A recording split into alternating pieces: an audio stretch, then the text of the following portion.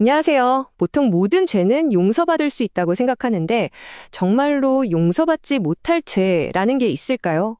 오늘은 마태복음 12장에 나오는 바로 이 무서운 질문을 한번 정면으로 들여다볼까 합니다. 이게 사실은요, 한 놀라운 기적으로 시작해서 정말 끔찍한 비난으로 이어지는 이야기인데 그 답이 바로 이 이야기 속에 숨어 있습니다. 자, 지금부터 함께 파헤쳐 보시죠. 오늘 이야기는 크게 5부분으로 나눠볼게요. 하나의 구체적인 사건에서 시작해서 가장 날카로운 핵심으로 파고들었다가 다시 우리 모두의 삶으로 넓어지는 일종의 모래시계 구조를 따라가 볼 겁니다. 이렇게 따라오시면 이 복잡한 이야기가 결국 어떻게 오늘 우리에게 직접적으로 연결되는지 아주 분명하게 보이실 거예요. 자, 먼저 사건이 어떻게 시작됐는지부터 보죠. 모든 건 정말 눈부신 기적 하나로 시작됐거든요. 그런데 그 빛이 만들어낸 그림자가 생각보다 훨씬 더 짙었습니다. 상황이 어떻게 순식간에 바뀌는지 한번 보세요. 한번 상상해 보세요. 보지도 못하고 말하지도 못하던 한 사람이 수많은 사람들 앞에서 그 자리에서 바로 온전해졌습니다. 이건 그냥 단순한 치료가 아니었어요. 한 사람의 세상을 통째로 되찾아준 모두가 두 눈으로 똑똑히 본 완전한 회복이었습니다. 이 놀라운 광경에 군중들의 반응은 즉각적이었죠. 사람들 사이에서 혹시 이분이 우리가 그토록 기다려온 메시아, 바로 그 다윗의 자손이 아닐까 하는 희망 섞인 목소리가 터져나오기 시작합니다. 하지만 모두가 그렇게 생각한 건 아니었어요. 그런데 바리새인들의 반응은 완전히 달랐습니다. 그들은 이 기적의 근원을 귀신의 왕 바알세불, 다시 말해 사탄의 힘이라고 딱 잘라 말해보렵니다. 희망과 비난이 정면으로 부딪히면서 이 이야기의 핵심 갈등이 그야말로 폭발하는 순간이죠. 이제 예수님의 반격이 시작됩니다. 그런데 예수님은 감정적으로 맞서는 대신 아주 차분하고 논리적으로 받아치십니다. 그들의 주장이 논리적으로 얼마나 말이 안 되는지 하나씩 무너뜨리시는데 정말 주목해서 들어볼 만합니다. 여기서 잠깐만 멈춰서 생각해보죠. 아니, 누가 봐도 선한 일이 눈앞에서 벌어졌는데 어떻게 저렇게까지 악의적인 비난을 할 수 있을까요? 도대체 그 사람들 마음속엔 뭐가 있었길래 그 진실을 애써 외면했을까요? 예수님의 답변이 바로 그 핵심을 꿰뚫습니다. 자, 보세요. 이게 바로 예수님 논증의 정말 기가 막힌 핵심입니다. 사탄이 자기 부하인 사탐을 쫓아낸다면 그건 자기들끼리 싸우는 거 아니냐? 그런 왕국이 제대로 서 있을 수 있겠냐? 이 간단한 논리로 바리새인들의 주장을 그냥 뒤집어 버리시는 거죠. 그러면서 선포하십니다.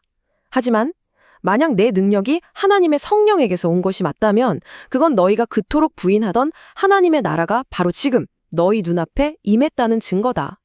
그리고 여기서 한 걸음 더 나아가 강한 자의 비유를 드세요. 이 세상이 마치 강한 자인 사탄의 집과 같다면 그 집에 있는 귀한 것들을 꺼내오려면 먼저 그 집주인 강한 자부터 꽁꽁 묶어야 하지 않겠냐는 거죠. 그러니까 이게 무슨 말이냐면요. 자신이 귀신을 쫓아내는 건 사탄보다 더 강한 존재가 나타나서 그의 권세를 무력화시키고 사람들을 해방시키고 있다는 명백한 증거라는 선언인 셈입니다. 자, 이제 오늘의 이야기에서 가장 날카롭고 어쩌면 가장 어려운 부분으로 들어가 보겠습니다.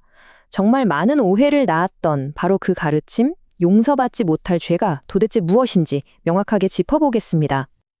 아마 많은 분들이 이 구절 때문에 혹시 내가? 하고 걱정해 보셨을 거예요. 내가 무심코 했던 생각이나 말이 여기에 해당하는 건 아닐까 하고요. 예수님의 말씀을 통해서 이 죄가 무엇이 아닌지 그리고 무엇인지 두 부분으로 나눠서 확실하게 설명해 드릴게요. 먼저 안심하셔도 좋다는 말씀부터 드리고 싶어요. 예수님은 사람의 모든 죄와 비방하는 말은 다 용서받을 수 있다고 분명히 약속하셨습니다.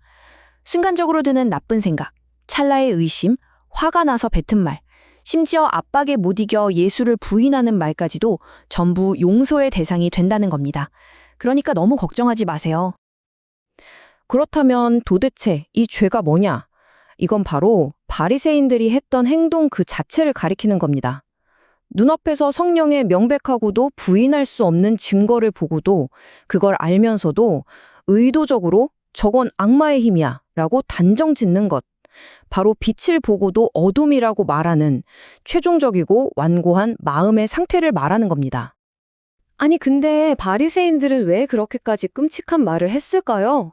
예수님은 이제 그들의 말 자체가 아니라 그 말이 흘러나온 뿌리, 즉 마음에 대해 이야기하십니다. 그게 바로 유명한 나무와 열매의 비유죠. 바로 이 한 문장. 이게 모든 걸 꿰뚫는 열쇠입니다. 마음에 가득한 것을 입으로 말한다. 정말 그렇죠. 결국 우리의 말이란 우리 마음속에 뭐가 들어있는지 보여주는 숨길 수 없는 스캔본 같은 거라는 뜻입니다. 그러니까 예수님의 말씀은 이거죠. 바리새인들이 내뱉은 그 끔찍한 신성 모독은 그냥 실수로 툭 튀어나온 게 아니라는 겁니다. 그건 하나님을 대적하는 그들의 마음이라는 나쁜 나무에서 나올 수밖에 없었던 필연적인 나쁜 열매였다는 거죠. 이처럼 우리의 말은 우리가 영적으로 어디에 서 있는지 보여주는 아주 중요한 증거가 됩니다. 자, 이제 이 모든 이야기를 2026년, 바로 오늘을 살아가는 우리의 삶 속으로 한번 가져와 보겠습니다. 이 2000년 전의 가르침이 지금 여기 우리에게는 과연 무엇을 말하고 있을까요? 여러 가지를 이야기하기보다 딱 한 가지 가장 강력하고 기억에 남을 만한 적용점에 한번 집중해 보죠. 2026년 우리가 사는 세상은 어떻습니까? 정말 분열의 언어로 가득 차 있죠. SNS 피드를 봐도, 뉴스 댓글을 봐도, 심지어는 가족들과의 대화 속에서도 말입니다. 바로 이 지점에서 예수님의 가르침이 우리 심장을 찌르는 겁니다. 우리의 말은, 우리의 혀는 세상의 분노와 분열을 그저 앵무새처럼 따라하고 있습니까? 아니면 그 속에서 생명과 화평을 심는 좋은 열매를 맺고 있습니까? 오늘 분석을 마치면서 마지막으로 이 질문을 남기고 싶습니다. 당신이 오늘 쓴 댓글 하나, 친구와 나눈 대화 한마디는 과연 누구의 나라를 세우는데 쓰이고 있습니까?